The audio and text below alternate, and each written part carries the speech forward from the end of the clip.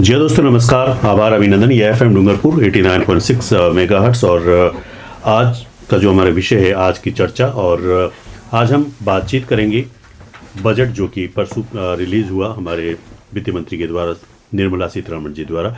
अगर बजट की खास मैं बात आपको बताऊं तो युवा शक्ति संचालित बजट गरीब, शोषित व वंचित समुदाय पर विशेष ध्यान सरकार के संकल्प पर जोर देता है। कर्तव्य भवन में तैयार किया गया पहला बजट जो 3 कर्तव्यों से प्रेरित है। पहला जो कर्तव्य है आर्थिक वृद्धि को तेज करना व बनाए रखना। दूसरा कर्तव्य है लोगों की आकांक्षाओं को पूरा करना और उनकी क्षमताओं का निर्माण करना। तीसरा कर्तव्य सबका साथ सबका विकास। नया आयकर अधिनियम, साथ ही साथ जुर्माना अभियोजन, प्राथमिक सहकारी, बहुत सारी चीज़ें हैं। जैसा कि आप अगर अखबार उठा के देखें तो उसमें बताया गया कि आत्मनिर्भरता की ओर बढ़ते कदम, सशक्त और समर्थ युवा, IT, महिला, तमाम चीज़ों को लेकर आज हम चर्चा करेंगे। हमारे साथ हमारे मेहमान, सबसे पहले तो आप सबका बहुत बहुत स्वागत है। मेरे सामने विराजमान है श्री हेमंत जी जैन साहब, जो कि डूंगरपुर के जाने पहचाने वरिष्ठ आयकर विशेषज्ञ सलाहकार हैं, एडवोकेट हैं।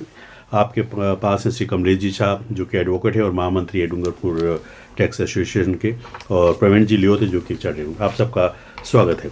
सबसे पहले हेमंत जी के साथ, जैसा कि आपको मालूम है कि पहले जितने मेरे प्रोग्राम्स आते थे उनके साथ जुड़ता रहता था मैं, लेकिन ये FM शुरू होने के बाद पहली मर्तबा आप हम तीनों, तो एक बार फिर से आप सबका स्वागत है। बजट क्या है, आपको क्रमशः तीनों को पूछूंगा, और जिसे आप किस तरह से परिभाषित करेंगे और क्यों जरूरी है।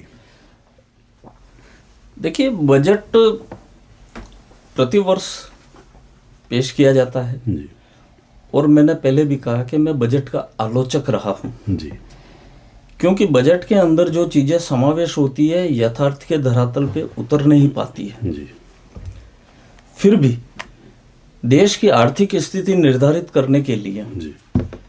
एक बजट का होना, या देश छोड़ करके अगर हम कहीं पे भी देखें, किसी भी संस्था में देखें, तो आर्थिक बजट तैयार करना बहुत महती आवश्यकता होती है। इसी तरीके से देश का बजट भी पेश किया जाता है। इसके द्वारा निर्धारित होता है कि वर्ष भर में हमारे लिए कितनी आय होगी, कितने हम खर्चे कर पाएंगे, कितना हमारा डेफिसिट रहेगा या कितना हमारा सरप्लस रहेगा।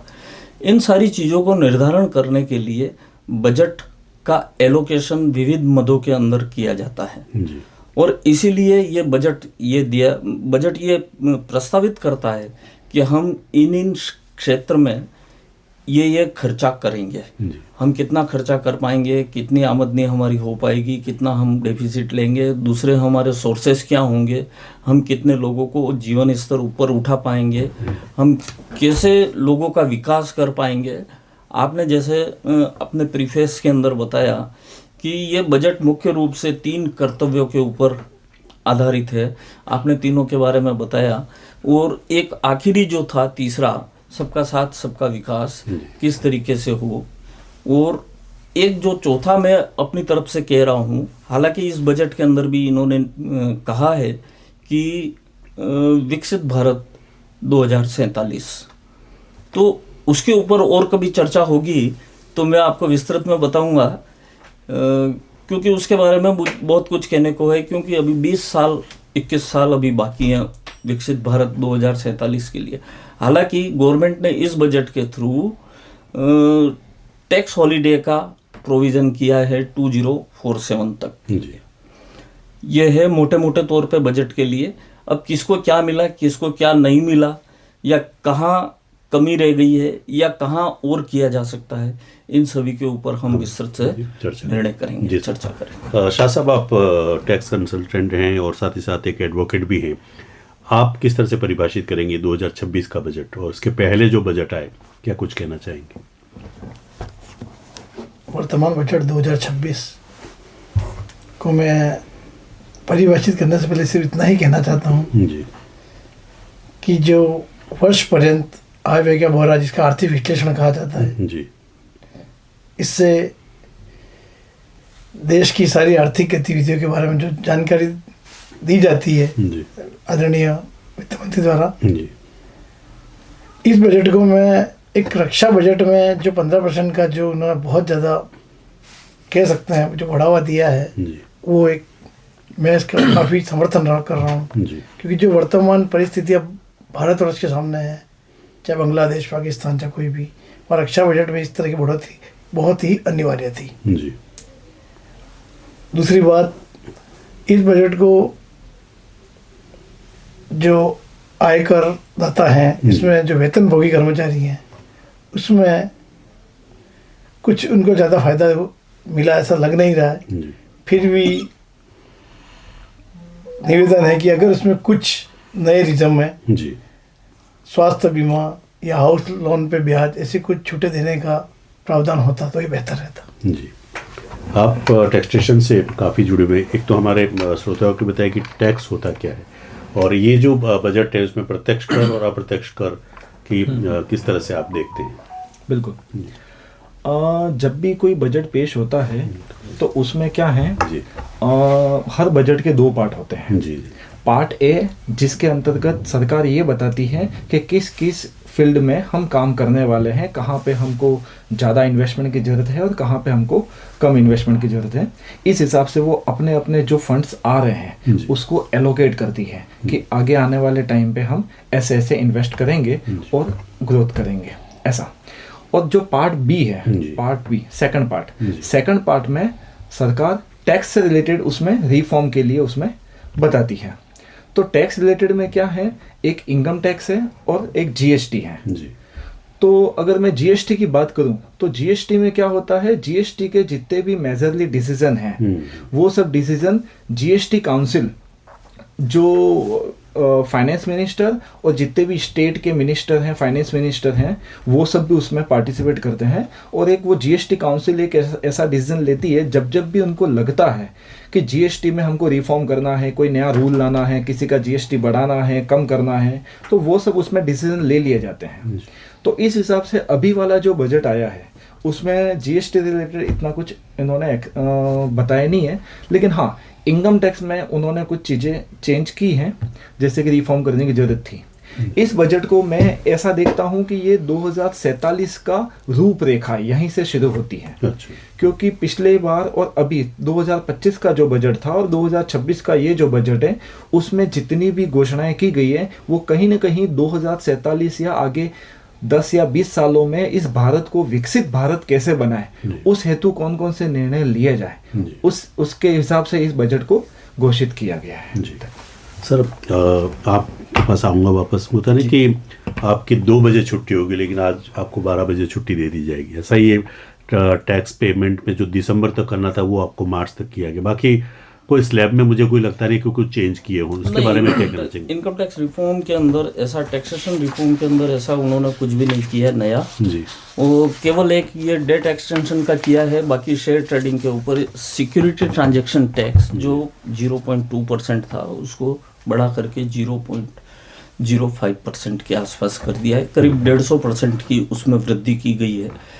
मेरे कहने का मतलब ये है कि जो सिक्योरिटी ट्रांजैक्शन टैक्स करते हैं, बाई बैक करते हैं, उनके ऊपर जहाँ पहले 1500 रुपया टैक्स लगता था जी, वहाँ अब 5000 रुपया टैक्स लगेगा। इन ऑल मान लीजिए कि अगर आप 1 करोड़ रुपए का ट्रांजैक्शन करते हैं तो जहाँ पहले आपको 2000 रुपया टैक्स लगता था उसकी बजाय अब 5000 रुपये टैक्स लगेगा।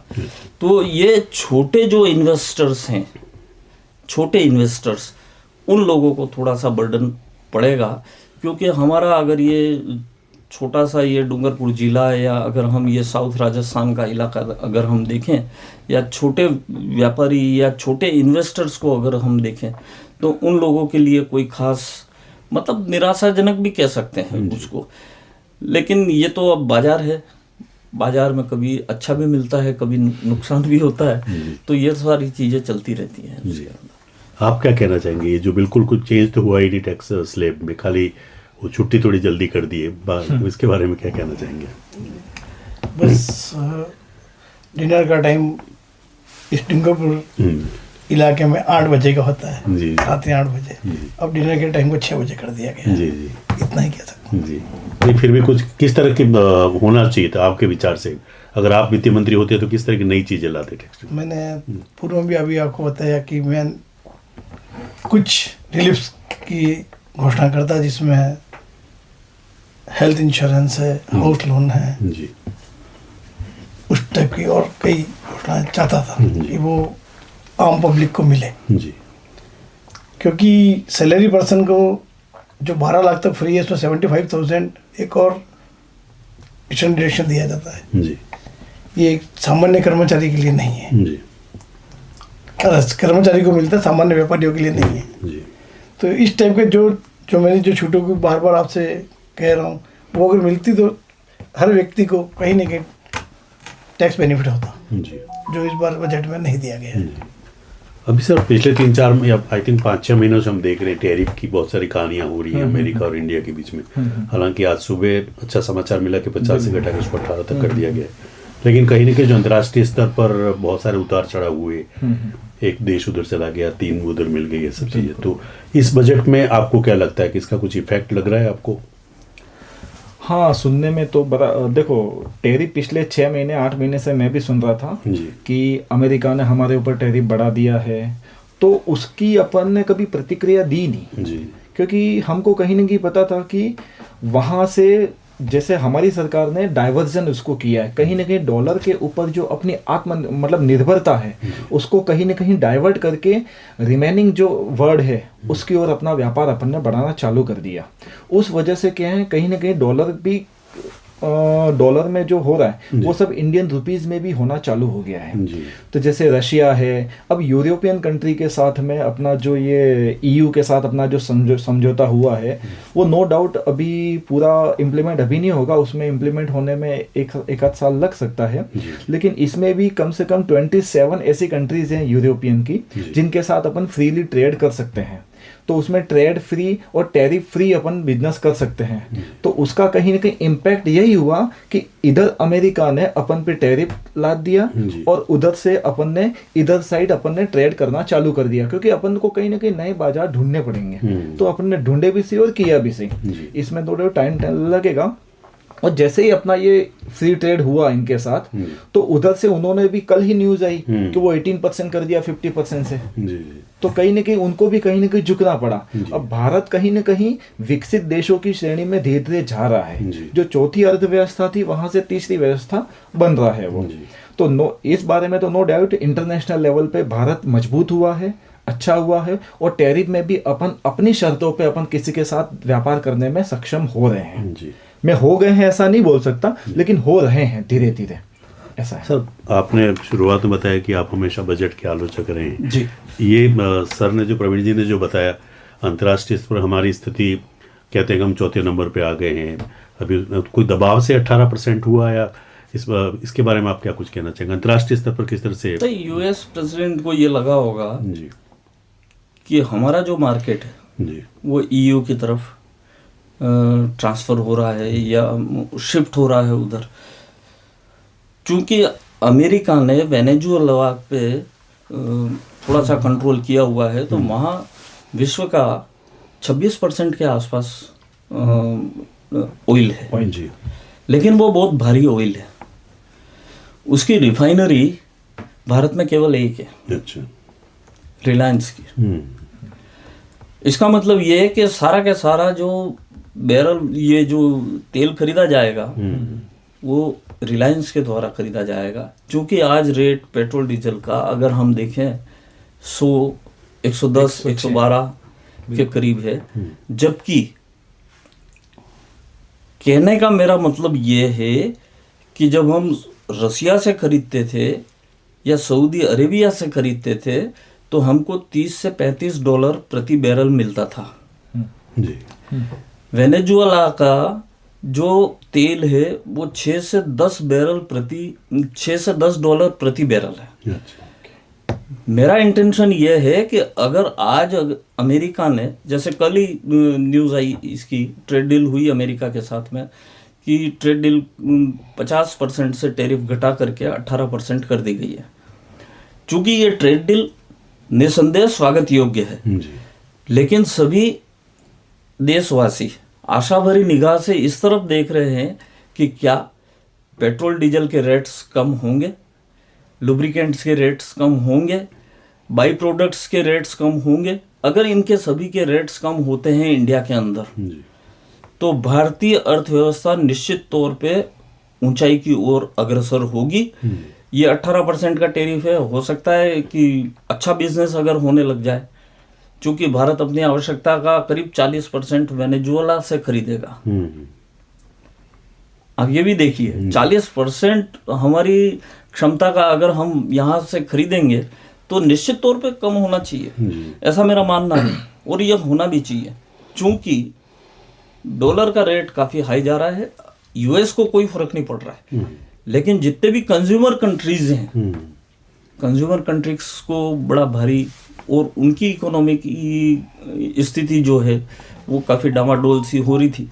भारत में भी अभी स्थिति ऐसी ही है, लेकिन निश्चित तौर पे अगर ये ट्रेड डील हो गई है और इनके परिणाम आप साल भर कह रहे हो, माफ़ कीजिएगा, लेकिन मेरा ऐसा अनुमान है कि 2 से 3 महीने के अंदर इसके इफेक्ट आने चालू हो जाएंगे। अच्छा। 2 से 3 महीने में, ये फाइनेंशियल ईयर खत्म होते ही इसके इफेक्ट आने चालू हो जाएंगे। निश्चित तौर पे कमी होनी चाहिए रेट्स के अंदर। डॉलर वापस 80 से नीचे तो आ ही जाना चाहिए कम से कम, ऐसा मेरा अनुमान है। जी सर ने जो बात कही उसी को मैं आगे बढ़ाना चाह रहा था। सर ने जो कहा कि अगर वहां से अगर $10 प्रति बैरल के हिसाब से अगर अपन को वहां का ऑयल मिल जाता है, क्रूड ऑयल, तो उससे क्या पेट्रोल और डीजल के दाम कहीं ना कहीं कम होंगे। और आज की तारीख में सबसे ज्यादा महंगाई का जो मेन इम्पैक्ट वो फैक्टर है ना, वो है पेट्रोल डीजल के दाम। क्या होता है कि अगर कोई भी चीज एक जगह से दूसरी जगह ट्रांसपोर्ट के थ्रू ही पहुंचेगी। अगर साउथ की कोई चीज यहाँ आ रही है, कोई वहां पे मैन्युफैक्चरिंग हो रही है, मुंबई में हो रही है, दिल्ली में हो रही है, वहां पे अगर 10 रुपए की बन रही है वहां पे, तो यहाँ आते आते वो 50 रुपए हो जाती है, क्योंकि उसमें प्रॉफिट तो नो डाउट रहेगा, लेकिन कहीं ना कहीं ट्रांसपोर्टेशन मार देता है। जितनी भी ट्रांसपोर्टेशन है वो डिपेंड करता है पेट्रोल और डीजल पे। आप कैसे भी जाओ, बाय प्लेन भी जाओ तो भी वहां पे पेट्रोल काम आता है, और यहाँ पे भी अगर आप बाय लॉजिस्टिक में जितना भी है वो सब वहीं पे। तो मैं आपकी बात से सहमति बनाते हुए, वेनेजुएला 6 से $10 में मिलेगा। पूर्व में भी भारत द्वारा आयातित क्रूड ऑयल जो भी अंतर्राष्ट्रीय जो कीमत थी उसमें काफ़ी 60 से 35 तक अपना खरीदा है।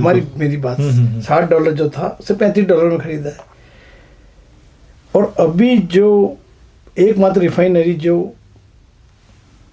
रिलायंस के पास है, वो ही इसको करेगी, रिसाइकल करेगी, रिफाइन करेगी। बिल्कुल, जो फायदे के लिए, जो आम जनता के फायदे के लिए आप बात कर रहे हैं, तो वो रिलायंस करेगी।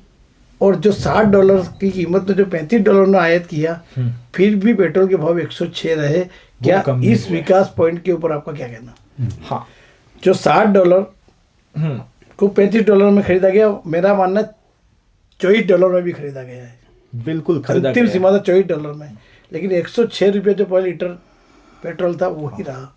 तो क्या जो आप 2-3 महीना साल भर बात कर रहे हैं, रिलायंस के होते हुए क्या इसकी रेट नीचे आएगी? इसमें कोई मुझे संशय है, संशय तो बना रहेगा। बिल्कुल नहीं, लेकिन इसके बारे में एक बात मैं और कहना चाहूँगा। मेरे भाई कमलेश जी की आशंका है बिल्कुल अपनी जगह वाजिब है, लेकिन चूंकि ये ट्रेड डील जो हुई है वो गवर्नमेंट ऑफ इंडिया और यूएस गवर्नमेंट के बीच में हुई है, तो आई थिंक कि गवर्नमेंट उसमें निश्चित तौर पे कुछ रेट डिसाइड करेगी, एक्साइज ड्यूटी कम करेगी, कुछ तो करेगी। तो ये वापस अगर 100 से कम अगर आ जाए, 80-90 के आसपास आ जाए, 10-20 रुपया अगर गवर्नमेंट भी अगर आम जनता को दे देती है, क्योंकि आज हर आम आदमी को 50-100 रुपये का पेट्रोल या डीजल, साधारण से साधारण आदमी भी है तो उनको 50 से 100 रुपये का डीजल चाहिए। मतलब ये है कि अगर वो 1000 रुपया रोज का कमाता है तो उसको 10% आमदनी अपनी इस तेल के अंदर डालनी है, तो निश्चित तौर पे सोचना चाहिए। दूसरा मेरा एस्पेक्ट ये है कि जब क्रूड ऑयल हमारे यहाँ आएगा तो इसके बाई प्रोडक्ट बहुत सारे हैं। बाई प्रोडक्ट मतलब ये कि पेट्रोलियम जेली बनती है, दूसरी जेली बनती है, पॉलिशिंग बनती है, क्रीम्स बनती है, जैसे ये अपने लगेज बनते हैं, और भी बहुत सारी चीज़ें होती हैं। इसके बाई प्रोडक्ट 100 से 150 बाई प्रोडक्ट है। अच्छा। तो इन प्रोडक्टों की इंडस्ट्री का डेवलपमेंट यहाँ पे निश्चित तौर पे होना चाहिए, चाहे थ्रू रिलायंस हो। कंट्रोल तो उसी का रहेगा बाय द वे, क्योंकि इंपोर्ट भी अगर वही करेगा तो, क्योंकि रिफाइनरी तो एक ही है इंडिया में, रिफाइनरी एक ही है, केवल 2 जगह है रिफाइनरी। इवन दैट अमेरिका ने कोशिश की थी, यूएस ने कोशिश की थी कि वेनेजुएला के क्रूड ऑयल की रिफाइनरी अमेरिका में, लेकिन वहाँ अमेरिका में नहीं है। अमेरिका में ये रिफाइनरी अमेरिका में नहीं है, किसी और कंट्री में है, सऊदी अरेबिया में है।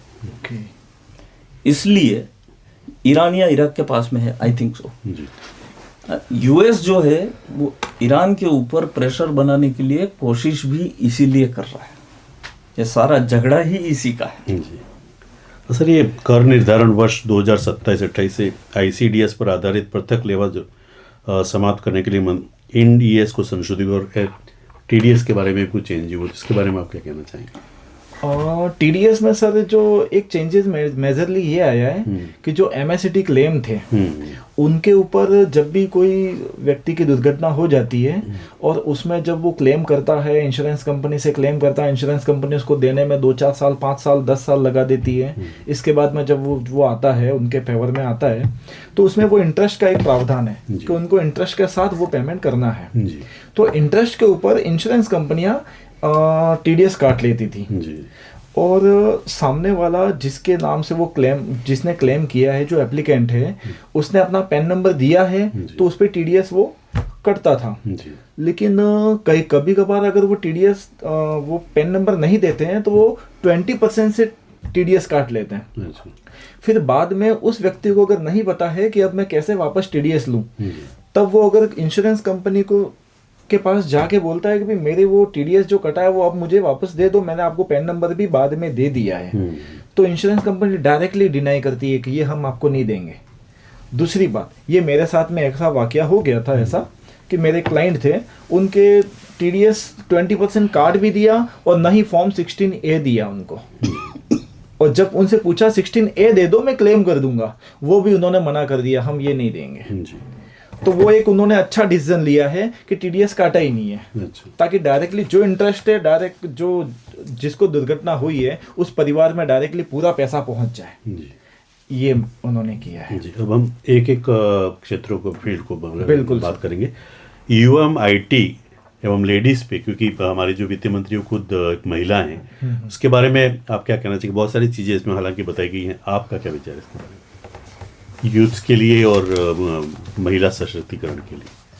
महिला सशक्तिकरण की जो योजना है उद्योग आधार पे है, उसमें काफ़ी 30% से 35%, 50% तक भी सब्सिडी का प्रावधान है। और ऐसे ही युवा उद्यमी के लिए ये स्वागत है। सर, किसानों के लिए कुछ लगता है कुछ चेंज हुआ है अब की बार? किसानों के लिए मुख्य रूप से बजट के अंदर तो उन्होंने जो अपने स्पीच के अंदर अनाउंस किया था, वो आलमंड्स, केश्यू, मतलब काजू, बादाम, अखरोट की खेती के प्रमोटरों को प्रमोट करने के लिए इसके प्रयास किए जाएंगे। ऐसा सब्सिडी का कोई प्रोविजन इस एग्रीकल्चर के अंदर नहीं है। इंश्योरेंस क्लेमिंग प्रॉपर वे में नहीं है। तो मैं समझता हूँ कि इस मुद्दे को उन्होंने थोड़ा सा छुआ और फिर एकदम से दूर हो गए, तो ज़्यादा कुछ उम्मीद लगी नहीं इसमें। लेकिन फिर भी अगर उन्होंने अपने स्पीच में ये कहा है कि एग्रीकल्चर को बढ़ावा दिया जाएगा, तो रोजगार को भी बढ़ावा मिलेगा। और कुछ आप? हाँ, इसमें जैसा कि सर ने बताया, एग्रीकल्चर में साथ में GST के बारे में मैं आपसे पूछना चाहूँगा कि जो रिफॉर्म्स हुए अभी 3-4 महीने पहले, बहुत सारी जो चेंजेज हुई और खास करके मोटर व्हीकल्स में, और उसमें काफ़ी कम किया। उसके बाद EU आने के बाद और काफ़ी कम हो गया, 0 के लगभग हो गया। बिल्कुल। तो ये इसके बारे में क्या कुछ कहना? अगर पहले अपन बात करें तो नवरात्रि के पहले दिन से GST रिफॉर्म हुआ था। GST काउंसिल ने डिसीजन लिया था कि जितनी भी गाड़ियां हैं, जैसे 2 व्हीलर है, 2 व्हीलर आज की तारीख में आम इंसान है उसको भी कहीं ना कहीं रिक्वायरमेंट होती है, क्योंकि अपन क्या है, अपन जिस एरिया में रहते हैं डूंगरपुर बांसवाड़ा, वहाँ पे सभी जगह गवर्नमेंट परिवहन का पूरा आवागमन नहीं है। तो वहाँ पे हर घर में गांव धाड़ी कहीं रहते हैं, उनको वहाँ से अगर सिटी में भी आना है तो या तो वो पैदल आएंगे या वहाँ पे गाड़ियों की सुविधा तो है ही नहीं, तो उसके लिए उनको टू व्हीलर लेना ही पड़ता है। तो सरकार ने ये डिसीजन अच्छा लिया था कि उसके ऊपर भी जो 28% जीएसटी था उसको 18% कर दिया, तो वो एक अच्छा डिसीजन था। इसके अलावा जितनी भी खाने पीने की जो चीज़ें हैं जो आम इंसान को कंज्यूम करनी है, खानी है, पीनी है, उसके लिए उन्होंने जो 5%, 12%, 18% के जो स्लैब थे, तो 12% वाले में से 90% उन्होंने 5% कर दिया है। जो 5% में थे उसमें से भी काफ़ी को 0 कर दिया है, और 12 में से कुछ एक को 18 में ट्रांसफ़र कर दिया। ऐसा करके 12% वाला स्लैब ही ख़त्म कर दिया इन्होंने। तो काफ़ी चीज़ें हैं ऐसी जो जीएसटी के दायरे से उन्होंने बाहर कर दिया है, कम कर दिया है, उससे थोड़ी चीज़ें सस्ती हुई है। जैसे कि मैं आपको बताऊं, जो एक्मे की जो बोतल है पानी पीने की, अपन नॉर्मली जाते हैं तो 20 रुपए की है, और अपन किसी भी दुकान पे जाके 20 रुपए ही देते हैं। लेकिन एक्मे कंपनी का मैंने देखा, एक्मे कंपनी है कौन सी, उसने 18 लिखा उसके ऊपर। अगर उस पर रेट अगर कम हुआ है तो 18 हुआ। अब बाकी कम नहीं कर रहे हैं लेकिन उसने कम किया है। ये इम्पैक्ट कहीं कहीं अपन को देखने को मिलेगा, और अपन जागरूक हैं तो अपन किसी को बोल सकते हैं इसके ऊपर 18 है तो आप इतना क्यों ले रहे हो, पहले भी आपका एमआरपी 20 था, अभी भी 20 है, ऐसा क्यों। तो सरकार अपनी ओर से जीएसटी ऑफिसर को पूरे मार्केट रिसर्च में भेज के ये भी कंफर्म कर रही है कि सबने इसको इम्प्लीमेंट किया है या नहीं किया है। ऐसा है जी। अभी हमने बात की डायरेक्ट इनडायरेक्ट टैक्सेस की, और कौन से सीमा शुल्क है उसके बारे में क्या कुछ कहना है? कुछ चेंजेस हुए हैं, होने चाहिए या नहीं हुए? बिल्कुल एग्जैक्टली तो कोई डिफाइन किया नहीं है, लेकिन स्पीच में जरूर ये बोला है कि simplification of custom tariff structure to support domestic manufacturing and promoters. जी, तो ये उन्होंने कहा जरूर है, तो देखते हैं अब नोटिफाई होगा तो क्या होगा वो स्पष्ट नहीं। बिल्कुल, अच्छा। नोटिफिकेशन आएगा, नोटिफिकेशन इम्प्लीमेंटेशन पहले भी होगा। हालांकि बिल तो उन्होंने रख दिया है, लेकिन बिल जब नोटिफाई होकर के आएगा, जब अब संसद में महीना 2 महीना लगेगा, आ जाएगा तब बिल्कुल एक्चुअल स्थिति पता। लेकिन मान ये लिया जाता है कि क्योंकि चूंकि हमारे पास में बिल की कॉपी नहीं आई है अभी तक, तो बिल की कॉपी होती तो शायद हम बिल्कुल रेट वाइज, आइटम वाइज हम डिफाइन कर पाते, लेकिन फिलहाल नहीं आ पाई है। और अभी तक बजट आने के बाद में हम हर चीज को समझने की ही कोशिश कर रहे हैं कि आखिर में इसमें है क्या, क्या अच्छा है, क्या बुरा है। ये थोड़ी सी हमारी दुविधा है इस बार, क्योंकि इस बार केवल बजट स्पीच 1.25 घंटे का था, ज्यादा नहीं था। 85 मिनट का है, 85 मिनट का, हाँ मतलब 1.25 घंटे के आसपास था। और ज़्यादा कुछ आया नहीं, और फिर उसके अंदर जो हमारे मतलब की चीज़ें थी, जो टैक्स बेनिफिट से रिलेटेड थी, उसके ऊपर ज़्यादा फोकस रहा, तो हम उसी के ऊपर फोकस में रह गए। मैडम ने एक गिलास पानी भी नहीं पिया। हाँ, नहीं पानी पीतिया, 3 बार पानी पिया मैडम ने 3 बार पानी पिया। अच्छा, कांच का गिलास था बड़ा। आप युवा हैं, हाँ। युवाओं के लिए, और हम किसी भी देश का भविष्य युवा पे डिपेंड करता है। रोजगार बहुत बड़ी चीज होती है, और एजुकेशन, इन तीनों चीजों को आप इस बजट में किस तरह से देखते हैं? युवाओं के लिए उन्होंने स्टार्टअप स्कीम जो लाए हैं जी, उसमें काफ़ी चीज़ें हैं। पहला है एमएसएमई, जी, उसके स्टार्टअप के लिए एमएसएमई में उन्होंने फंडिंग, कैपिटल इन्वेस्टमेंट के ऊपर उनको सब्सिडी देनी है, वो भी देने की बात की है उन्होंने। एमएसएमई और स्टार्टअप को आगे 20 ईयर्स तक, और 10 ईयर्स और 20 ईयर्स तक टैक्स एग्जेम्पशन देंगे। इसका मतलब कि आपको अगले 20 सालों तक आपसे कोई टैक्स नहीं लेंगे अगर स्टार्टअप कर रहे हैं तो। महिलाओं में ऐसा है कि एक लखपति दीदी करके एक कंसेप्ट आया था, जी, ऐसा है। तो उसको क्या है, जब वो कंसेप्ट आइडिया अच्छा लगा तो केंद्र सरकार ने पिछले साल भी लखपति दीदी का किया था, इम्प्लीमेंट वो अंदर डाला था बजट इस साल घोषणा भी में। अनाउंस किया। हाँ, इस बार भी है, इस बार भी है, सेम कर दिया। और उसी को प्रमोट करने के लिए इसमें ऐसा है कि एक 5,000 करोड़ रुपए। हाँ, उसमें बिल्कुल लखपति दीदी के लिए भी किया है। और दूसरा, महिलाओं के लिए एक शी मार्ट करके एक नया कंसेप्ट आया है, जी, शी मार्ट। जी, जैसे कि ये डी मार्ट है, वी मार्ट है, ऐसे जो है, तो हर डिस्ट्रिक्ट लेवल पे एक शी मार्ट करके ओपन किया जाएगा, जिसमें वो लखपति दीदी को ही आगे और प्रमोट करने का, ओनली लखपति दीदी, वो करोड़पति तक भी जा सके, वैसा है। और वो जैसे राजीविका में जो महिलाएं एसएचजी ग्रुप होते हैं उनको प्रमोट करने के लिए इस टाइप से उनका इम्प्लीमेंटेशन हो सकता है। अभी क्लियरली आया नहीं है लेकिन आएगा। महिलाओं का भी है, युवाओं का भी है। युवाओं में एक चीज है, एमएसएमई जो है ना, वो उसको सब्सिडी, कैपिटल सब्सिडी देने की बात कही है। अब वो कैसे करेंगे, कैसे नई स्कीम लाएंगे, लेकिन एक यहाँ अपन राजस्थान में है और राजस्थान में कुछ स्कीमें ऐसी चल रही हैं जो कैपिटल सब्सिडी और वर्किंग कैपिटल सब्सिडी भी दी जा रही है मुख्यमंत्री द्वारा। बिल्कुल, वो मुख्यमंत्री विश्वकर्मा युवा प्रोत्साहन योजना चल रही है अभी। उस स्कीम में ऐसा है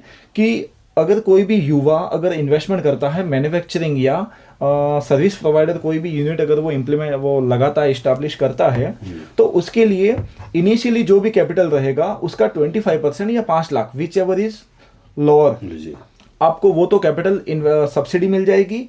बाकी अगर 1 करोड़ तक का भी लोन है तो इंटरेस्ट जो लगेगा उसके ऊपर 8% की सब्सिडी आपको मिल जाएगी। और 2 करोड़ का लोन है तो 7% की इंटरेस्ट सब्सिडी आपको मिल जाएगी। तो ये कहीं ना कहीं अगर इनिशियली कोई नया बिजनेस करना चाहे तो उसके लिए 8% है, उसमें 9% है, ऐसा। तो बहुत अच्छी स्कीम है और इसमें काफ़ी लोगों ने यहाँ पे बेनिफिट लिया भी है। और मैं भी जब भी कहीं सेमिनार वगैरह ऐसा होता है तो उसमें बोलता हूँ। तो ये अपने राजस्थान में, साउथ जो राजस्थान है उसके लिए राजस्थान सरकार की बहुत अच्छी स्कीम है। हालांकि इस बजट में अब एमएसएमई को उन्होंने बोला है कि वो भी सब्सिडीज वाली स्कीम वगैरह निकालेंगे इंडस्ट्रीज के लिए, क्योंकि उनके दिमाग में भी यही है कि कहीं ना कहीं 2047 तक युवा जो आज है वही आगे जाके बिजनेस करेगा, वही इस देश को ग्रोथ दिलाएगा, ऐसा है। तो उसके लिए उसके बिजनेस को ध्यान में रखते हुए ही काम किया है। अब डिपेंड करता है कि वो इम्प्लीमेंटेशन कैसे होता है, ये डिपेंड करता है। हमारे यहाँ पे इसी में 2 क्वेश्चन आपको पूछूं। एक तो आम व्यापारी के लिए बजट कैसा आपके अनुभव से, और दूसरा हमारे यहाँ पे छोटे छोटे उद्योगी हैं, बड़ी कोई लार्ज इंडस्ट्रीज हैं नहीं, तो एमएसई में क्या कुछ प्रावधान बताए गए? आम व्यापारी के लिए जो आपने प्रश्न पूछा, और ये छोटे उद्योग के लिए इस बजट में कोई अभी तो विशेष दिया गया नहीं है, कुछ भी नहीं जी। और यथावत ही मान के चलें 2025 में जो था वही 2026 में है जी। इसलिए अभी इस बजट से छोटे व्यापारी या किसी व्यवसायी को कोई बहुत ज़्यादा फायदे की उम्मीद है, ऐसा नहीं जी। आप सर? चलिए, मैं तो केवल किसी और विषय भी बताना चाहिए। किसी और विषय पे मैं इसलिए बोलना चाहूँगा कि अगर हम यहाँ पे थोड़ी सी अगर हमारे इस एरिया की ही बात करेंगे तो हम शायद बजट के ऊपर चर्चा नहीं कर पाएंगे जी जी।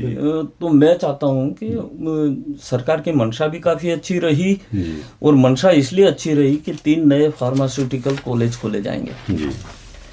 अभी आपको याद होगा कि इस बजट के अंदर आयुर्वेदिक कॉलेज भी 17 कैंसर मेडिसिन के ऊपर उन्होंने इंपोर्ट ड्यूटी बिल्कुल एग्जम्प्ट कर दी जी।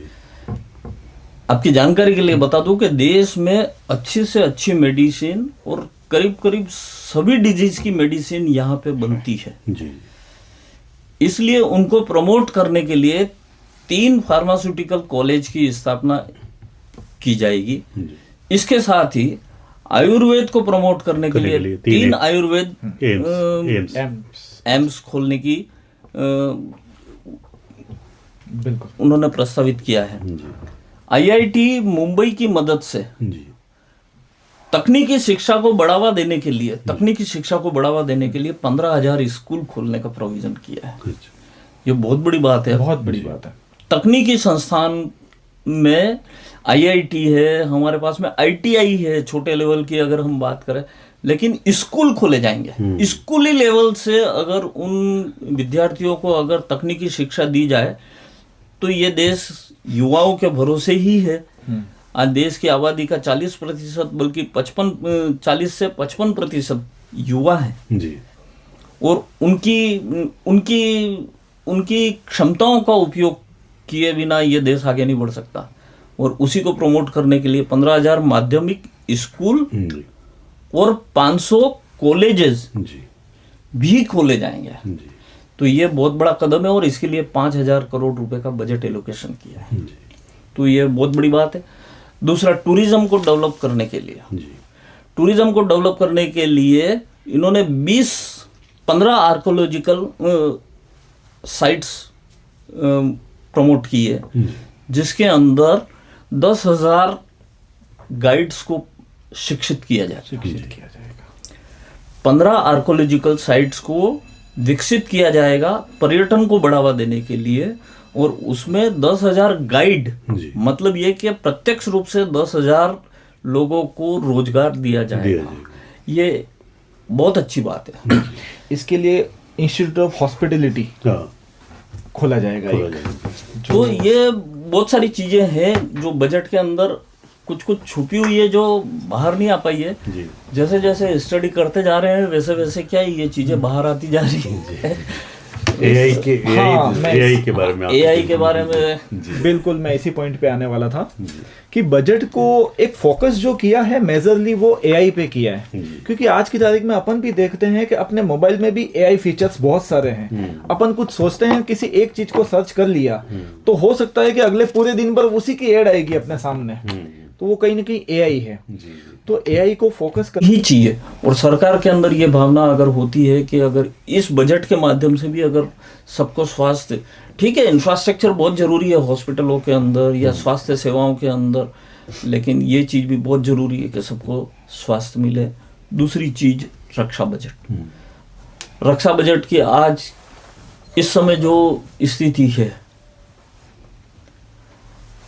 उसको देखते हुए ये बहुत ज़्यादा ज़रूरी है कि हमारी सेना, जिस पर हमें सबको गर्व है, उनके लिए उनको वो सारी चीज़ें मिल जानी चाहिए जो उनको वहाँ पे रहते हुए, जिस स्थिति में वो वहाँ रह रहे हैं उसको रहते हुए उनको वो चीज़ें बिल्कुल इजी वे में मिलनी चाहिए। घर परिवार से दूर रहते हैं उन लोगों के बारे में केवल अगर सोच लें, ये केवल 15 अगस्त और 26 जनवरी की बात नहीं है, लेकिन ये क्या है कि देश के सैनिकों की बात है जो अपनी जान की कीमत हमारी जान बचा करके करते हैं। तो उनकी जान की कीमत मेरे ख्याल से हमारी जान से ज़्यादा कीमती है, क्योंकि वो देश की रक्षा करते हैं। इसलिए इन दोनों पे फोकस होना चाहिए। मेरा अपना स्पष्ट मान्यता है कि बजट टोटली फोकस्ड ऑन 5 चीज़ें जो मैं बताना चाहता हूँ: शिक्षा, स्वास्थ्य, रक्षा, इंफ्रास्ट्रक्चर और रोजगार।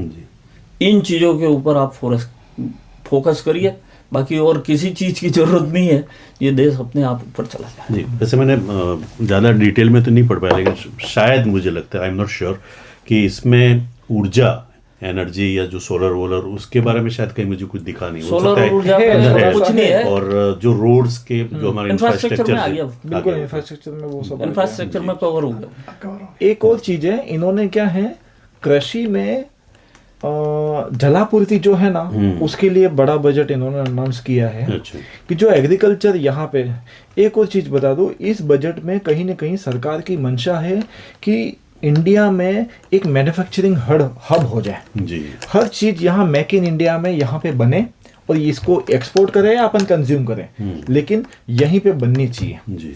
और उसमें खाने पीने की जो चीजें हैं उसके प्रोडक्शन में भी बहुत फोकस किया है इन्होंने। तो इसीलिए खाने पीने की चीजें हैं या जो प्रोडक्शन है या जो एग्रीकल्चर प्रोड्यूसर है, तो उसको प्रमोट करने के लिए, उनको अच्छी जल व्यवस्था प्रोवाइड करने के लिए उन्होंने बड़ा बजट इसमें 99,000 करोड़ ऐसा कुछ किया था। 99,000 नहीं है, 10,000 करोड़ रुपीज है जल जीवन मिशन। हाँ, जल जीवन मिशन के लिए 3 नए वो बनाए जाएंगे। जी। को जल जीवन मिशन में भी उन्होंने किया है, 3 नए बेसिन बनाए जाएंगे, ऐसा उन्होंने बजट के अंदर ऐसा है। वो एक अच्छा कदम है इसमें है, क्योंकि अल्टीमेटली क्या हो रहा है, जनसंख्या जिस अनुपात में बढ़ रही है वहां उस अनुपात में भोजन जो फार्मर प्रोडक्शन होता है वो इतना बढ़ नहीं रहा है, तो उसको तो कहीं ना कहीं प्रोडक्शन करना पड़ेगा, प्रमोट करना पड़ेगा। तो वो एक अच्छा कदम है उसमें। एक समय हुआ करता था जब रेलवे बजट अलग रहता था और ये मूल बजट जो है वो अलग रहता था। तो आपको क्या लगता है कि आज भी अलग होना चाहिए था? और रेलवे बजट के बारे में, हालांकि बहुत सारे कॉरिडोर्स बनाए हैं, लेकिन कहीं ना कहीं तमिलनाडु कॉरिडोर्स तो 7 अभी नए अनाउंस किए हैं उन्होंने, 7 नए कॉरिडोर्स अनाउंस किए हैं, ठीक है। लेकिन वो क्या है कि बड़े लोगों के लिए होते हैं, आम लोगों के लिए नहीं होते हैं ये कॉरिडोर्स जो होते हैं। क्योंकि अगर वंदे भारत में भी बैठना हो तो आम आदमी नहीं बैठ सकता, मैं अभी दिल्ली से आया तो 2 टियर या उसके अंदर हम रिजर्वेशन करा करके आते हैं एडवांस में, तब आप आते हैं। लेकिन आम लोग, मैं रेलवे स्टेशन पे बैठा बैठा देख रहा था कि आम लोग किस तरीके से वहाँ पे बैठे हुए हैं, किस तरीके से ट्रेन के अंदर चढ़ते हैं, किस तरीके से सामान लाद करके ट्रेनों के अंदर चढ़ते हैं। ये सारा मैंने सोचा था कि मैं कुछ लिखूं इसके ऊपर, और हो सकता है कि मैं कुछ लिख दूं भविष्य में लेकिन द्रवित हो जाता है ये सुन करके मन, कभी कभी देख करके मन, कि आपको भगवान ने बहुत अच्छी स्थिति के अंदर बनाया है, आपको सारी सुविधाएं उपलब्ध है, लेकिन बहुत से लोग ऐसे हैं जिनको अभी भी बहुत सारी सुविधाएं उपलब्ध नहीं है। ऐसे लोगों के प्रति हमेशा सहानुभूति का भाव रखना चाहिए और ऐसे लोगों की हमेशा मदद करनी चाहिए। हो सकता है आपके प्रश्न के जवाब में ही कहने को रेलवे बजट अलग ही होना चाहिए। जी। लेकिन बात यही है कि मैंने रेलवे की बात इसलिए करी कि मैंने रेलवे देखा अभी, हालांकि मैं पिछले 1.5 साल से लगातार देख रहा हूँ रेलवे को, लेकिन बहुत भीड़ रहती है और ऐसे लोगों के लिए कुछ न कुछ रेलवे बजट का अलग से प्रोविजन होना ही चाहिए, क्योंकि ये शामिल करने से ये डिफाइन नहीं होता सही बात है। न तो डिफाइन कर पाते हो, न आप उसको किसी को एनालिसिस कर पाते हो, क्योंकि आपका फोकस क्या होता है यूनियन बजट के साथ में, इन सारी चीजों के ऊपर आ जाता है, तो रेलवे को आप गौण कर देते हो। लेकिन आज भी देश के अंदर जितने ट्रेवल करते हैं, मेरे ख्याल से 2 से 3 करोड़ लोग डेली भारत के अंदर ट्रेवल करते हैं ट्रेनों के अंदर, और उन लोगों के बारे में सोचना चाहिए, क्योंकि वो लोग टीवी पे टकटकी लगाया देखते हैं कि रेलवे बजट में इस बार हमारे लिए क्या आया, कितना किराया घटाया। हालांकि 10 पैसा किराया बढ़ाया गया है अच्छा 10 पैसा प्रति किलोमीटर। रेलवे बजट अत्यंत अलग ही होना चाहिए। बजट के साथ एक मैं चर्चा करना चाहूँगा, हालांकि मेरे मन में भी कही, क्योंकि हमारे यहाँ अगर खास करके हमारे बिछीवाड़ा की तरफ देखा, हमारा जो रिको है, तमाम चीज़ें हमारे पास, हाईवे है, रेलवे है, पानी अच्छा है, मजदूर है, काफ़ी चीज़ें जो भी एक आइडियल इंडस्ट्री के लिए चाहिए वो चीज़ें यहाँ पे हैं। लेकिन उसके बावजूद भी जो ग्रोथ होना चाहिए, वो चाहे 1-2 बजट में शायद कुछ कॉरिडोर का आया था, दिल्ली से अहमदाबाद का कॉरिडोर, इंडस्ट्रियल कॉरिडोर, अभी राइजिंग राजस्थान, और बहुत सारी चीज़ें चल रही हैं। लेकिन चूंकि आप तीनों इस से जुड़े हुए हैं, तो शाह साहब आप क्या कहना चाहेंगे, क्यों नहीं हो रहा है यहाँ पे जितना डेवलपमेंट होना चाहिए इंडस्ट्री में? जो राजस्थान सरकार द्वारा जब बजट प्रस्तुत किया जाएगा, इसमें डूंगरपुर जिले को अगर प्राथमिक तौर पर लिया जाए और इसमें भी विशेष तौर से बिछीवाड़ा क्षेत्र को और कुछ अलग प्रावधान रखे जाएं, तो ही वहाँ का विकास संभव है। वरना मैं 2-4 बार अभी मेरा विजिट हुआ, इस समय बिछीवाड़ा उद्योग इंडस्ट्री की हालत बहुत खराब है जी। मुझे याद है बहुत सालों पहले गुजरात से बहुत सारे बिजनेसमैन आए थे, और हमारे यहाँ पे फॉर्मेलिटीज इतनी है कि कोई 1 विंडो वाली बात है नहीं, सिंगल विंडो सिस्टम नहीं है, तो चले गए वापस गुजरात। अगर वो जुड़ते तो पता नहीं आज खासकर हमारे बिछीवाड़ा की स्थिति तो बहुत ही अलग होती। और मुझे तो उस समय ऐसा लग रहा था अगर जुड़ जाते तो अंकलेश्वर और जो स्थिति है वो शायद यहाँ पे बिछीवाड़ा की बन सकती थी, गैस प्लांट, काफी चीजें, गैस प्लांट लगा था, मेरा क्लाइंट था वो जी मुझे मालूम है जी। हालांकि बाद में उसकी डेथ भी हो गई। इन्होंने सिंगल विंडो के बारे में बोला, और इन्होंने ये बोला कि बजट के अंदर होना चाहिए। पिछले 40 सालों से मेरे ख्याल से चौहान साहब आप भी इतने सालों की बात कर रहे हैं, पिछले 40 सालों से मैं देख रहा हूँ यहाँ इंडस्ट्रियल एरिया जब यहाँ पे विकसित हुआ था, तो यहाँ पे इंडस्ट्री के नाम पे क्या है, लेकिन मार्बल पाउडर नहीं, ये 2 चीजें क्या है। आज मैं आज की बात कर रहा हूँ, आज ही की बात, आज भी क्या है, यहाँ नहीं है। आसपुर में केवल प्लॉट अलॉट हुए, और वहाँ पे प्लॉट पे जाने के लिए रास्ता तक ठीक नहीं है। कंप्लेन आ रही है कि वहाँ पे 15 फीट का रास्ता है, सामने से गाड़ी आ गई तो अपन कैसे जाएंगे। बिल्कुल गवर्नमेंट की ये मंशा तो है इसके अंदर जी। या शायद हमारे सेशन के अंदर कहीं एक वो बात हुई, नहीं अभी वोफा के सेशन के अंदर ये बात हुई है, सिंगल विंडो इंफ्रास्ट्रक्चर क्यों डेवलप नहीं होता है, क्यों डेवलप नहीं होता है, हम कैसे वैल्यू बेस्ड लीडरशिप करते हैं, इसके ऊपर फोकस किया था, वैल्यू बेस्ड लीडरशिप। ये प्रश्न है, एक ही शब्द दिया उन्होंने और वैल्यू बेस्ड लीडरशिप के ऊपर उन्होंने ये सारा बता दिया कि आप कैसे 2047 में विकसित भारत को लेकर के जाओगे, जब आप यहाँ पे कोई सुविधा प्रोवाइड नहीं करवा पा रहे हो। मतलब केवल यहाँ की बात नहीं कर रहा हूँ मैं, हर जगह की बात कर रहा हूँ। आपको इंडस्ट्री में सड़कें देनी चाहिए, लाइट देनी चाहिए, पानी देनी चाहिए, सिंगल विंडो में टैक्सेशन देना चाहिए। वन सिंगल विंडो में 1 घंटे के अंदर सारे रजिस्ट्रेशन उनको मिल जाने चाहिए, सारे रजिस्ट्रेशन। किसी प्रकार का मतलब एनओसी नहीं होना चाहिए, मतलब वो ऑब्जेक्शन नहीं होना चाहिए। तो इतनी सारी आपत्तियां, बेचारा एक अगर वो रजिस्ट्रेशन ले ली, अगर रिको की अगर एक ले ली तो उसको 25 पॉइंट का पूरा नोटिस मिल जाता है केवल एक रजिस्ट्रेशन के लिए। 25 जगह पे रजिस्ट्रेशन कराना होता है। यहाँ पे अगर हम कराएं तो पॉल्यूशन वाले के लिए उदयपुर जाना पड़ता है। तो ये कैसे संभव होगा, कैसे इंडस्ट्री डेवलप होगी? इसके बारे में डूंगरपुर के मेरा निवेदन है, जो भी इंडस्ट्रियलिस्ट हैं या जो भी इस स्थिति में है कि इसका कोई निर्णय कर सके, उन लोगों को बहुत गंभीरता से विचार करना चाहिए कि यहाँ के पिछड़ेपन का मेन कारण ही यही है कि यहाँ पे आपने जैसा बताया, आपने आपके प्रीफेस के अंदर कि इतना सब कुछ होते हुए भी रोजगार अवेलेबल है, सारी नेचुरल रिसोर्सेज अवेलेबल है, हाईवे है, सब कुछ है, उसके बावजूद हमारी एक भी इंडस्ट्री सक्सेस लेवल तक नहीं। क्योंकि मैंने बॉम्बे पालघर में देखा कि काफ़ी इंडस्ट्री है, मोजे बनाने की अलग से, ये चीज़ बनाने की अलग से, पाइप बनाने की अलग है।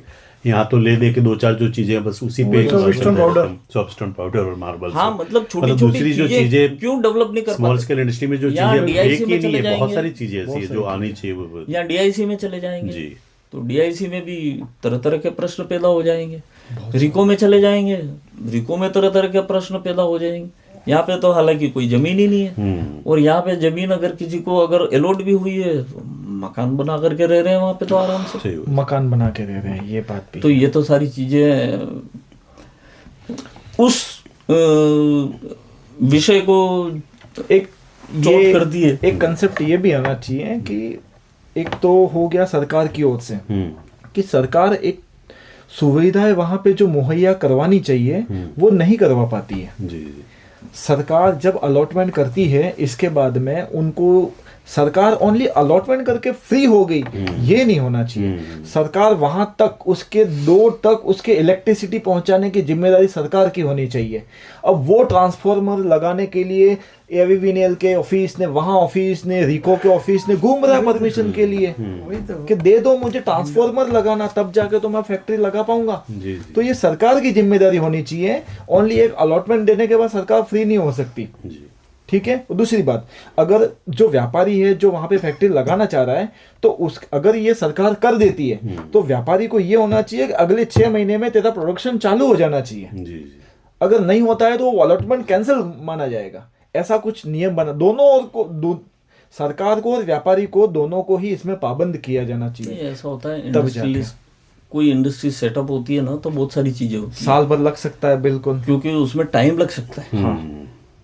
लेकिन उसका गवर्नमेंट की तरफ से जो सिंगल विंडो के लिए सारी कॉम्प्लाइंसेस के लिए जो सारा रिस्पॉन्सिबल है और जो ऑब्जर्व कर रहा है इन चीज़ों को, उसको उन चीज़ों को भी ऑब्जर्व करना चाहिए कि आखिर में क्या है। लेकिन ये नहीं पैनल वे में, कोऑपरेटिव वे में ऑब्जर्व करना चाहिए। हम ज्यादा दूर नहीं जाएंगे, हिम्मतनगर ही जाएं तो टाइल्स और काफी चीजें बनती हैं, काफी चीजें, और सब चीजें हम देते हैं। डूंगरपुर की जो आप यहाँ पे टाइल्स और इंडस्ट्री का रॉ मटेरियल के लिए, टाइल्स के लिए मैंने देखा है कि डूंगरपुर की जो मिट्टी है ना, वो टाइल्स के लिए कंपलसरी चाहिए। सभी मिट्टियां, काफी कुछ मिट्टी उसमें मिक्स हमारी नदियों का पानी गुजरात में जाता है और वो लोग की खेती कर रहे हैं आज। इसी तरह से सबसे बड़ी चीज यहाँ से जा रहा है और फैक्ट्रीज वहां चल रही है, तो आप यहाँ पे क्यों नहीं स्थापित, गवर्नमेंट करे। तो सबसे बड़ा पॉइंट एक और है, दूध। अपन सरस डेयरी का, अमूल का यहाँ पे मंगवाते हैं। अमूल का बहुत ज्यादा यहाँ खपत होती है, लेकिन अमूल डेयरी को सबसे ज्यादा सप्लाई करने वाला डूंगरपुर है। डूंगरपुर और बांसवाड़ा से, सागवाड़ा से सबसे ज्यादा सप्लाई दूध की वहां होती है, वहां से रिफाइन होके वो यहाँ पे आता है। ऐसा ही है। तो यहाँ पे क्यों नहीं हो सकता? मूल विषय पे आएंगे। ऐसा कोई जो आप तीनों विशेषज्ञ हैं, आपका फील्ड है, जिसपे आप चर्चा करना चाहें तीनों आपस में, इस बजट को लेके आपस में, जो भी आप। बजट में तो सबसे बड़ी चीज है जो सर ने स्टार्टिंग में बताई थी जी, कि जो मिडिल क्लास फैमिली वाला है उसका एक सपना होता है एक घर। जी आज की तारीख में मैं भी कमा रहा हूँ ना, तो मैं सोचूंगा कि मेरे बच्चों को अच्छी शिक्षा मिल जाए और मैं एक घर बना के उसमें रहूं। जीवन निकल जाएगा रेंट पे रहते रहते। जी जी ठीक है, मैं कोई भी छोटा मोटा बिजनेस करूंगा तो 1,00,000-2,00,000 तो कमा नहीं पाऊंगा जो टैक्स के उसमें ब्रैकेट में आ जाऊं। लेकिन एक सरकार ने बीच में एक हाउसिंग के लिए वो जो सब्सिडी स्कीम चालू की थी 2,67,000 ऐसा कुछ पर, तो उसकी जो कंडीशन थी, क्राइटेरिया था कि अगर 30-35 लाख के अंदर का मकान है, इतना स्क्वायर फीट के छोटा मकान है, तो वो चीज़ उनको वापस कंटिन्यू करनी चाहिए। अगर पहली बार कोई मकान ले रहा है तो उसको थोड़ा सा अगर गवर्नमेंट की ओर से सपोर्ट मिल जाए तो वो अच्छी बात है। प्लस उसको इनकम टैक्स में भी इंटरेस्ट का जो इंटरेस्ट भर रहा है उसका बेनिफिट उसको मिल जाना चाहिए। बाकी स्वास्थ्य के लिए तो 5 लाख तक तो कुछ चिरंजीवी स्कीम में उन्होंने कर रखा है, तो वो भी अच्छी शायद चीज़ है। आयुष्मान वाला वो कौन है, वो 70 साल से ऊपर वाले एक के और लिए इसमें समझे। मैंने चीज देखी है कि अगर कोई इनकम टैक्स रिटर्न फाइल करता है ना, उसका 2.5 लाख का मात्र है या 2 या 2.5 लाख की ही उसका आईटीआर है, उसको खाद्य सुरक्षा से उसका नाम कट गया है। क्यों है? क्योंकि 1 लाख से ज्यादा कमाने वाले को खाद्य सुरक्षा में लाभ नहीं दिया जाएगा। इसका मतलब 1 लाख यानी कि कितना हुआ, 8-9 हजार रुपया। अगर कोई बंदा 8-9 हजार रुपया कमा रहा है, अगर 10,000 कमा लिया तो उसको खाद्य सुरक्षा मतलब वो जो अपने लैंप से जो गेहूं मिलते हैं वो बंद हो जाते हैं, तो वो अपना सर्वाइव कैसे करेगा? आज की तारीख में 20-25 हजार तो नॉर्मली खर्चा हो जाता है, तो उसमें खाद्य सुरक्षा का एक बेनिफिट मिल रहा है, वो तो मिलना चाहिए उसको। बजट में सर घाटा कितना बताया गया है और इसके क्या स्रोत है, कैसे उसको फिस्कल फुलफिल डेफिसिट, करेंगे? हाँ, फिस्कल डेफिसिट 13 लाख करोड़ रुपए का है। अच्छा, 53 लाख करोड़ रुपए का प्रोपोज्ड एक्सपेंडिचर है, जबकि 39 लाख करोड़ रुपीस का इनकम। तो 12-13 लाख करोड़ रुपए का फिस्कल डेफिसिट है। काफ़ी हाई हो गया। आज से 4 साल पहले देखें तो 24 लाख करोड़ रुपया था, अभी बहुत ज़्यादा हो गया। लेकिन ठीक है, वो तो इंफ्रास्ट्रक्चर में लग रहा है या जहाँ कहीं पे भी लग रहा है, देश के विकास में लग रहा है। इससे ज़्यादा क्या कह सकते हैं? क्या सोर्सेज है इंडिया के पास इस घाटे को पूरा करने के लिए? घरेलू उद्यम को ही बढ़ाना पड़ेगा, तभी ये होगा। ग्रोथ, प्रोडक्शन बढ़ाना पड़ेगा, मैन्युफैक्चरिंग बढ़ानी पड़ेगी। जो 13 लाख करोड़ की बात की, जीएसटी से जो सरकार को रेगुलर मंथली इनकम आ रही है वो 16 से बढ़ती जा रही है। ये तो कभी न कभी पूरा हो जाएगा। जी बिल्कुल, ये तो होगा, कभी न कभी पूरा हो जाएगा। ये जो जीएसटी का रिफॉर्म चेंज हुआ, उसके बाद आपको लगता है कि जो इनसे वसूली जिसको हम कहते हैं, उसमें कुछ फायदा हुआ है कि मतलब गवर्नमेंट को मिल रहा है, जो रेवेन्यू मिल रहा है उससे अच्छा वो गए महीने 1,63,000 करोड़ रुपया था। इस बार जो फिगर आया फरवरी का 1,96,000 करोड़ रुपया आया, और रेवेन्यू तो बढ़ेगी। इसीलिए मैंने कहा क्योंकि घाटे की चिंता नहीं, रेवेन्यू तो बढ़नी है। जी जी, बिजनेस तो सभी लोग कर रहे हैं, लेकिन हमको इससे प्रॉब्लम नहीं है कि टैक्स कितना है या क्या है। जी, हम जो प्रैक्टिशनर्स होते हैं, हम लोगों को इस बात से कोई प्रॉब्लम नहीं है कि कितना टैक्स है या क्या टैक्स है, वो तो जो कंज्यूमर के ऊपर है। लेकिन सवाल ये है कि किसी भी व्यापारी को कॉम्प्लायंस करने में जितनी अड़चनें आती है इस जीएसटी के लॉ से, उसको सिंप्लीफिकेशन नहीं कर पा रहे हैं, और उसको सिंपली कर देना चाहिए। हो सकता है कि ह्यूमन एरर होती है, कोई चीज़ आपने कभी कोई चीज़ लिख दी, बस एक बार अगर आपने लिख दी तो यू कांट रिवाइज इट, आप रिवाइज नहीं कर सकते। ये सबसे बड़ा दुखद पहलू है। कभी भी हो सकती है, उस समय कोई जरूरी नहीं कि हमें नोटिस में आ जाए कि हमने कोई गलती कर दी है।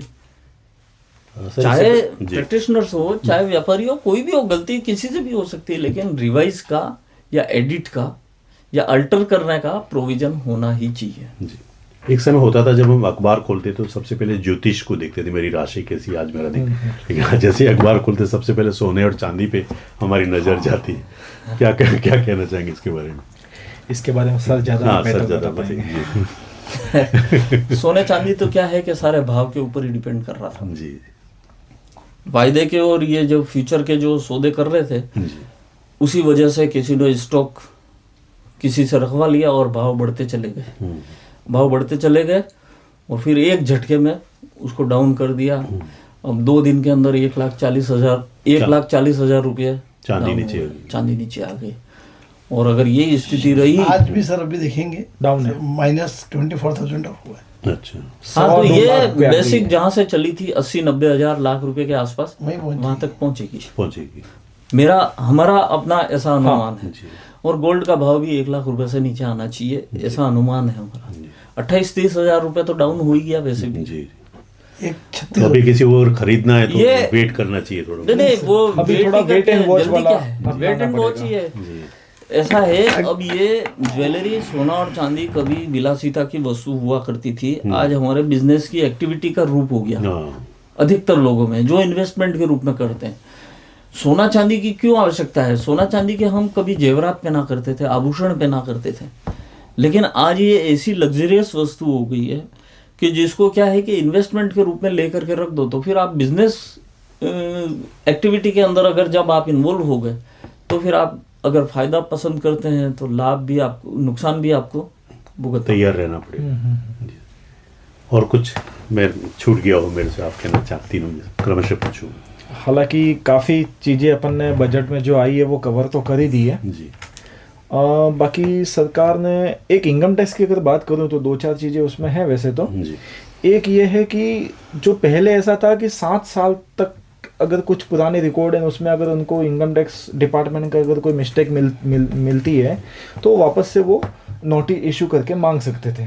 वो 2-3 साल तक इन्होंने कर दिया है। एक फॉरेन में जो अपनी असेट्स है, फॉरेन असेट्स है, जी। उसको पहले ऐसा था कि उसके ऊपर जेल भी जाना पड़ता था, ये सब था। 20 लाख तक या 5 लाख तक उसमें कोई लिमिट है, 5 लाख थी, अभी 20 लाख कर दी है। तो उसमें क्या है, ओनली पेनल्टी वाले चार्जेस वो रहने दिए हैं, बाकी वो जेल वाला ठीक है, डिस्क्लोजर करना था, मैं भूल गया, इट्स ओके, ऐसा हो सकता है ना। खाली तो पैनल प्रोविजन, पैनल प्रोविजन है, इट्स ओके, वो ऐसा उसमें तो वो 30% चीज़ है। टैक्स कर दिया है। बिल्कुल ऐसा कुछ है, थोड़ा पैनल प्रोविजन भी कम किए हैं, बाकी ऐसा है। एक उसमें एक और था इनकम टैक्स में कि अपन कोई अपील करने जाते हैं तो जब भी अगर मुझे कोई 1 लाख की डिमांड आ गई है तो पहले ये नियम था कि उसका 20% आपको पहले प्री डिपॉजिट करना पड़ता था। इनकम टैक्स की बात करूं मैं तो 20% यानी कि 20,000 पहले मेरी गलती हो कि नहीं हो, मेरा टैक्स बनता हो कि नहीं हो, अगर 1 लाख की डिमांड आई है तो मुझे 20,000 पहले जमा करना पड़ेगा तो मैं अपील कर पाऊंगा। उसको 10,000 कर दिया है, 10% कर दिया है। तो वो एक अच्छा कदम है ताकि अपन अपील में जाए कि नहीं जाए। जाने के लिए भी अगर मुझे 20% फालतू अगर मुझे डिपॉजिट करना है तो मेरा बिजनेस से ही निकलेगा ना। 5% की होनी चाहिए थी। हाँ, ये है 10% भी होनी कि चाहिए, अपील करना है 5% तो आप 5% बिल्कुल सर जो कह रहे हैं वैसा होना चाहिए था। सर जैसे आप जज साहब हैं, मेरे विरुद्ध कोई भी नीचे वाली कोर्ट ने कोई फैसला दे दिया है, अब मुझे आप तक आना है और वो जुर्माना मेरा 200 रुपये का है, तो सबसे पहले उसमें 40 रुपये लाना कहाँ से? सर मैं कोई सर और वही तो मैं इसको 5, मेरी आशा थी कि इसको 5% ही रखा जाए, इससे ज़्यादा सर, मैं- अपील के लिए नहीं होना चाहिए। 1 लाख की डिमांड में छोटा अमाउंट बोल रहा हूँ। अगर किसी के अगर 20 या 30 लाख 50 लाख की डिमांड है तो उस केस में क्या करोगे? 50 लाख की डिमांड पे आपको 10 लाख रुपया अपने बिजनेस से निकाल के वहां डिपॉजिट करना है, जिसका ब्याज भी नहीं मिलेगा आपको। ठीक है, बिजनेस से पैसा निकलेगा तो कहीं ना कहीं बिजनेस सर्वाइव करेगा ना उसमें, जी। तो वो दिक्कत आती है बिजनेस को, तो सर, वो थोड़ा कम अंतिम होना क्वेश्चन चाहिए। आपसे। कई मर्तबा मैं आपसे चर्चा करता रहता हूँ और आपकी गुगलियाँ पड़ती रहती है, लेकिन इस मर्तबा थोड़ी आपके चेहरे पे मैं मुस्कुराहट देख रहा हूँ इस बजट को देख के। क्या कहना चाहेंगे अंत में? बजट ऑल एंड एवरेज मैं ये मान के चलता हूँ, कुछ हिस्सों में काफ़ी अच्छे प्रोविज़न है जी। रोजगार कुछ मिलेंगे, लेकिन जो लेबर या बिल्कुल लोअर कैटेगराइज हमारे लेबर है उनके लिए ऐसे कोई प्रोविज़न दिखे नहीं है मुझे। जी। प्राइमरी एजुकेशन के बारे में मुझे ऐसा कुछ दिखा नहीं है, हालांकि बड़े लेवल के या टेक्निकली जो भी है ड्राइंग्स और उसके बारे में और ये बहुत सारी चीज़ें उन्होंने बताई है अलग अलग। टूरिस्ट के लिए भी टूरिज़्म के लिए भी बहुत सारा बताया है और भी उन्होंने बहुत सारे ये सारे किए हैं प्रोविज़न, लेकिन कुछ कुछ आम जनता के लिए, जैसे कि आप बार बार वो कह रहे हैं कि इनकम टैक्स के प्रोविज़न में ये है कि पिछले 3 साल से न्यू रिजिम और ओल्ड रिजिम चल रही है, इसके ऊपर गवर्नमेंट ने कुछ भी नहीं बोला।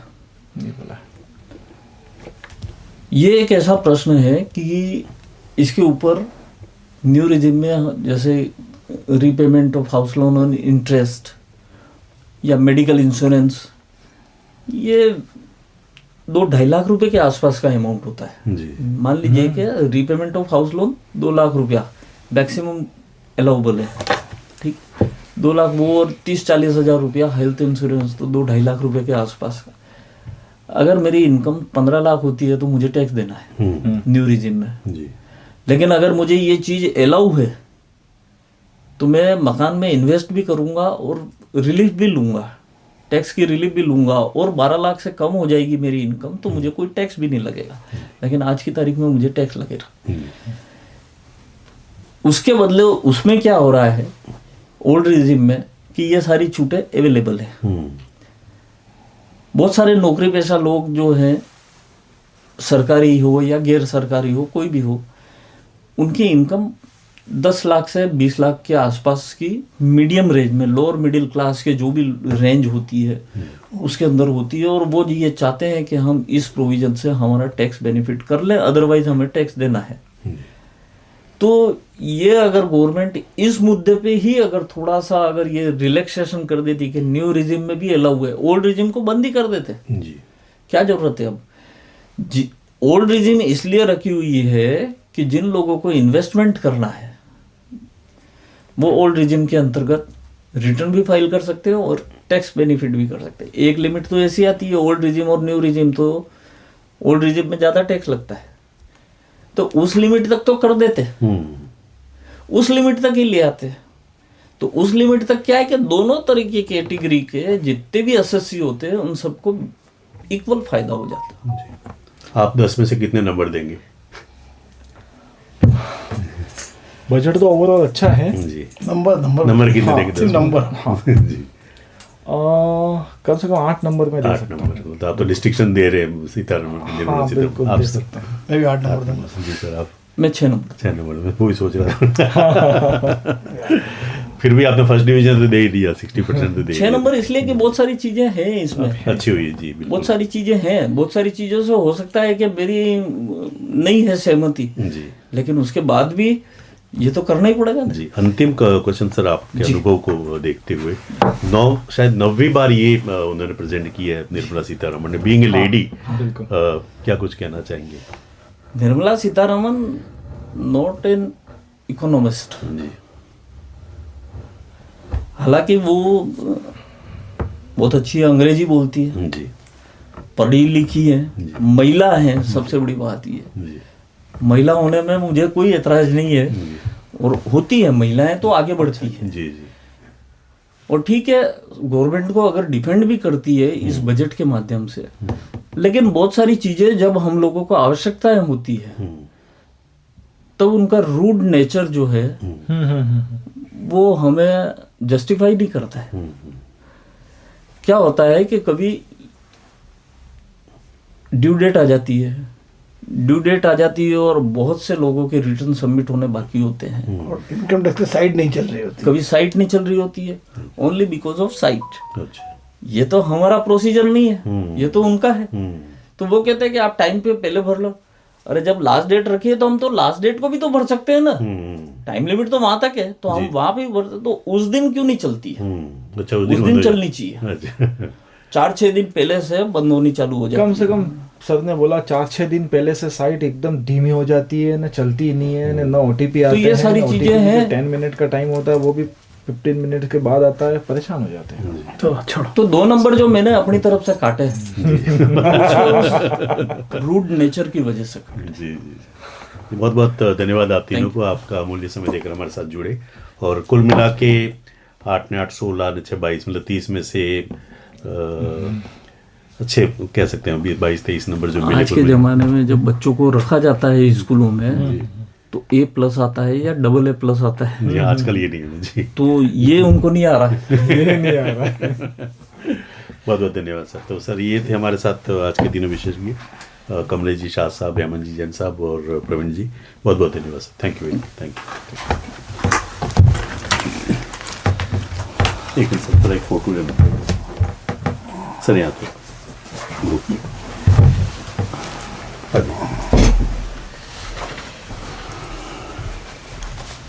यहाँ पे रखें? हाँ यहाँ पे सामने अच्छा आप यहाँ पर मैं नहीं आप आप बताते रोज आते बीच में आ रही हैं? अच्छा